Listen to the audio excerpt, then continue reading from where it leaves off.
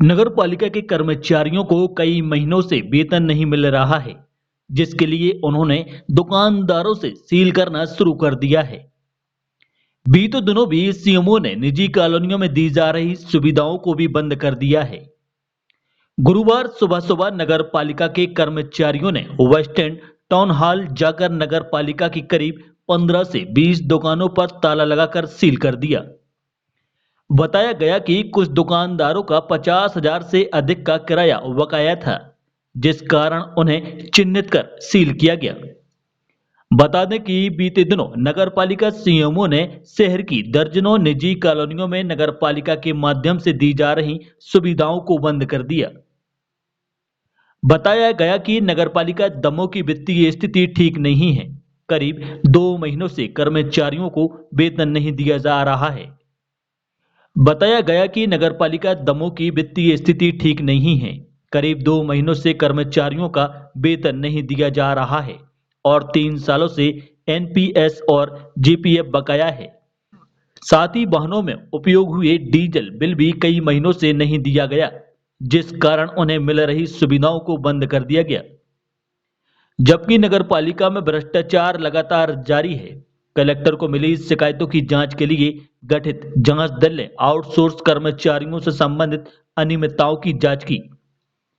PM आवास और स्वच्छ भारत मिशन सहित अन्य मदों में अनियमितताएं पाई हैं, जिसमें फर्जी तरीके से भुगतान होना जांच दल पाया था। कलेक्टर ने संबंधितों पर एफआईआर तक दर्ज करने का आदेश दिया है, फिर भी जिम्मेदार अपनी जिम्मेदारी को भूल गए, जिसका नतीजा ये निकला कि आज कर्मचारियों को वेतन के लाले पड़े हैं। जी, यहाँ पे 5 दुकानें हैं लगभग, जिनका काफ़ी टाइम से किराया जमा नहीं हुआ है। तो हमारे सीएमओ साहब ने आदेश दिया है कि उनको सील कर दिया जाए। कितनी यहाँ पे 5 दुकानें हैं चिन्हित, जिनका ज़्यादा किराया बकाया है। बाकी फिर टाउन हॉल में है दुकानें। करीब कितनी दुकानें होगी? लगभग 10-12 दुकानें ऐसी हैं जिनका काफ़ी टाइम से किराया जमा नहीं हुआ है, क्योंकि नगर पालिका में अभी स्थिति चल रही है कि 2 माह से कर्मचारियों का वेतन नहीं हो पा रहा है। इसलिए सीएमओ साहब ने आदेश दिया है कि जिनका ज़्यादा किराया बकाया है उनको सील कर दिया जाए। कितना होगा किराया बताइए कुछ? किराया लगभग किसी का 50,000 बकाया है, किसी का 60,000 बकाया है। इस तरह से बकाया है, इसलिए कार्रवाई की जा रही है। और सभी व्यापारियों से अनुरोध किया गया था कि जो लोग नगर पालिका की दुकानों पे किराया नहीं भर रहे हैं, वो किराए को उनको दी हुई है तो वो अपना किराया जमा कर दे। सालों से उन लोगों ने जमा नहीं किया है, बार बार अनुरोध के बाद, सूचना देने के बाद में, लिखित में, तब भी जमा नहीं किया। तो इसके बाद में हमारे पास और कोई ऑप्शन बचा नहीं, इसलिए हमने जो दुकानें हैं वो अपने आधे पत्ते में लेना शुरू कर दी। शुरुआत में हमने जो सबसे ज़्यादा बड़े बकायेदार थे वो हमने कहा था कि 20 बड़े बकायेदारों की आप सूची बना लीजिए प्राथमिकता के आधार पे। तो वो सूची बनाएंगे, उसी के आधार पर नियमानुसार जो टीम है हमारी राजस्व की वो कार्रवाई करेगी। उस जांच में हमने क्लियर अनियमितताएं पाई थी और उस जांच की हमने रिपोर्ट शासन को, आयुक्त सागर संभाग को, ज्वाइंट डायरेक्टर नगरीय प्रशासन को और नगर पालिका को, चारों को भेजी।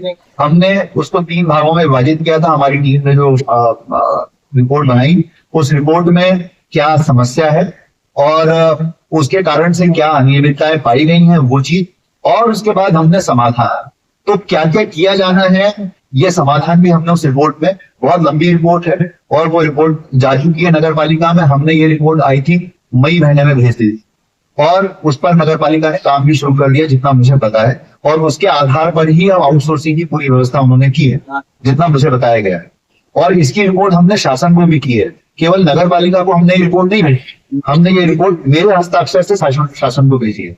दूसरी रिपोर्ट हमने की थी जो टुकड़े टुकड़ों में जो लोगों ने काम किए हैं, वो काम करके जो उन्होंने जिस तरह की शिकायत मेरे पास आई थी उस रिपोर्ट पर हमने 5 जून को हमारी जांच समिति की रिपोर्ट आ गई थी और 5 जून को ही इन्हीं सबको आयुक्त नगरीय प्रशासन, आयुक्त सागर संभाग, जेडी नगरीय प्रशासन और नगर पालिका, इन चारों को हमने भेजी है।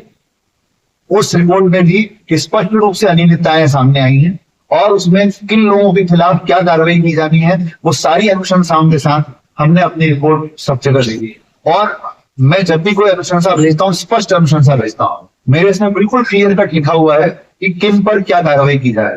अब जो कार्रवाइयां उसमें की जानी है उसकी अधिकारिता मुझे नहीं, वो शासन स्तर से होंगी, तो शासन स्तर से जब भी कार्रवाई होगी वो आप सबको पता चल जाएगी। लेकिन जो आगे से ऐसी घटनाएं ना हो उसके लिए हमने हमारे ट्रेजरी ऑफिसर और हमारे फाइनेंस के ऑफिसर्स ने बहुत क्लियर कट प्रोटोकॉल बना करके नगर पालिका को भेजा है कि ये प्रोटोकॉल आपको आगे से कोई भी फाइनेंशियल सैंक्शन का फॉलो करना है। और मुझे विश्वास है कि नगर पालिका वो कर रही होगी। यदि वो नहीं कर रही है और हमारे पास कोई नई शिकायत आती है हम उस पर भी संज्ञान लेकर के कार्रवाई करेंगे।